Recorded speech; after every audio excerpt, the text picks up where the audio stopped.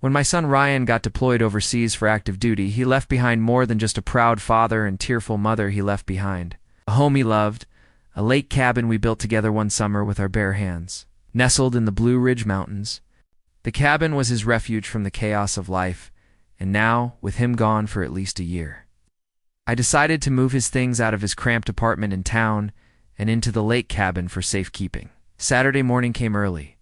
My wife Caroline and I loaded up the pickup truck with his possessions, boxes of books, gym gear, video games, his prized guitar, and his dog's toys, even though Max was now staying with us. The weather was crisp and clear. The lake shimmered under the morning sun, and everything felt peaceful. That peace wouldn't last. We hadn't even begun unloading the truck when a black SUV rolled up behind us, engine still running. I knew immediately who it was. Cynthia Robbins, the HOA president. Tall, severe, and always with a clipboard under her arm, she was the kind of woman who believed a blade of grass too long warranted a fine. She stepped out, sunglasses on, lips pursed. "Mr. Palmer," she said coldly, "you are in violation of HOA Regulation 14, authorized moving activity." I blinked. "I'm moving my son's stuff into our cabin. He's deployed overseas, ma'am. It doesn't exempt you from the rules," she snapped, producing her phone. "I've already called 911. You are disturbing the peace and creating a potential hazard by blocking the road." "You what?" Caroline exclaimed. "Called the cops on us for moving our son's things." Cynthia offered a smug nod. "There are procedures for this. You didn't submit a moving notice, no vehicle clearance, no HOA approval." The absurdity of it all made me laugh until the sirens started echoing down the road. To sheriff's deputies. Pulled up, lights flashing, stepping out of their vehicles with confusion written all over their faces. I recognized one deputy, Marcus Trammell, a high school friend of Ryan's. "Palmer," Marcus said, hands on hips. "What's going on?" I pointed at Cynthia. "Apparently we're breaking the law for using our own property." Cynthia walked up waving her HOA badge like she was law enforcement. "They're violating multiple HOA statutes." "They didn't file the appropriate." Marcus held up a hand. "Ma'am, this is not a criminal issue. This is a civil HOA matter, and unless Mr. Palmer is trespassing, which he's clearly not, I suggest you stop wasting our time." The second officer smirked and walked back to the car. Cynthia, red in the face, stormed off, shouting something about fines and board meetings. I turned to Marcus, still in disbelief. "Can they actually do this?" He shook his head. "They'll try. But no, not legally." That moment changed everything. It wasn't just a ridiculous misunderstanding. It was a declaration of war from the HOA. And if they wanted a war, they picked the wrong family. The following Monday, we received a formal notice from the HOA. According to them, we owed $2,400 in fines for unauthorized moving activity, road obstruction, and failure to submit community compliance forms. And I crumpled the letter in my hand and threw it into the fire pit outside. "This is harassment," Caroline said. "It's extortion," I corrected, "and we weren't going to stand for it." I showed up at the next HOA board meeting held in the community clubhouse. The room was full of retirees, bored couples, and Cynthia sitting front and center with her gavel. As I entered, the murmuring stopped. Cynthia cleared her throat. "Mr. Palmer, please state your business." "My business," I said calmly. "Is that your HOA? Tried to criminalize moving my deployed son's belongings into a cabin I've owned for 15 years. You called 911. You fined me. Now I'm here to challenge every bit of it." There were gasps from the room. A few heads nodded silently. "You violated regulations." Cynthia started flipping through papers. "Per Section 14A article," I raised my hand. "Stop hiding behind rules. You made a choice to escalate. Called the police on a military family. It's not regulation, that's petty tyranny." Another murmur swept through the crowd. A man from the back stood up. "Is this true, Cynthia? You called 911 on a veteran's family?" "I followed protocol," she snapped.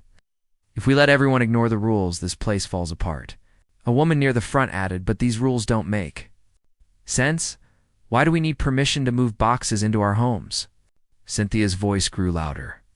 "That's how we maintain standards. If you don't like it, you can propose amendments at the annual. Then let's amend something I cut in. I motioned to dissolve the HOA's power to levy fines without a community vote. Silence. "You can't just," Cynthia began, but a man beside me stood. "I second the motion." The rules were clear. If a motion was seconded and voted by 2/3 of present members, it could pass. We voted. It passed. Barely. Cynthia looked like she was going to explode. This is an ambush. This is illegal. I said, it's democracy, and we're just getting started. The next month was a whirlwind. The news of what had happened at the lake cabin spread like wildfire, especially after. I posted the incident on a veterans Facebook group. Local reporters got wind of it. Akahar's military family made the rounds, and suddenly our quiet lakeside community became ground zero for Aka reform. Residents who had long resented the overreach of Cynthia and her inner circle came out of the woodwork. Stories of $100 fines for faded garden gnomes' lawn heights measured with rulers and banned 4th of July decorations surfaced. We started organizing. I pulled up the original neighborhood bylaws, dug through the deed restrictions, and consulted a real estate attorney I knew from my days in construction. Turned out our HOA wasn't even properly registered as a nonprofit. Its power came from intimidation, not legality. I called a special community meeting under the rarely used residence emergency clause in the bylaws. With proper notice and quorum, we could vote to disband the HOA entirely. Cynthia tried everything to stop it.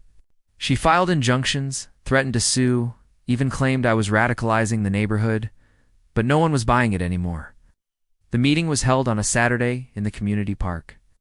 Over 130 residents showed up. Some brought flags, others wore T-shirts with "Free the Lake" slogans. When the vote came, it was overwhelming. 93% in favor of dissolving the HOA. Just like that, it was over. Cynthia stormed out her clipboard, flapping under her arm like a defeated general. She resigned from the neighborhood and listed her house for sale 2 weeks later. That night, we held a barbecue at the lake cabin. Families came together, children played music, filled the air. It felt like we had won back our freedom, Ryan called in from overseas on video chat and laughed when we told him everything. "Dad," he said, "you started a revolution while I was gone." I grinned. "Just protecting home-based son." Months passed. With the HOA gone, life returned to a quieter, more peaceful rhythm. Neighbors began to take more pride in their homes, not out of fear of fines, but from genuine community spirit. The lakes sparkled with life again. Kayaks, fishing poles, bonfires, real freedom. We turned the old HOA office into a community library. The monthly compliance newsletters were replaced with potluck announcements and fishing derby invites. But most importantly, my son's cabin stayed just the way he remembered it. Every time I walked through that door, I felt closer to him. His military gear stayed neatly boxed in the corner, his guitar leaned in its usual spot by the window, and his dog Max now guarded the place like it was a fortress. On a quiet Thursday morning, I received a letter from Ryan. In it he wrote, "Dad." I heard everything. I read the articles. My commanding officer showed me the news coverage, and we all watched the body cam footage from the cops who responded. "I've never been prouder to call you my father. You didn't just move my stuff. You defended our home, our rights, our values. You fought for me while I was fighting for others." Those words stayed with me. Sometimes the battles we fight don't happen on foreign soil. They happen in our backyards, at town halls, in quiet conversations turned fierce. We think freedom is only threatened from the outside. But sometimes it's choked slowly by people who believe control equals order.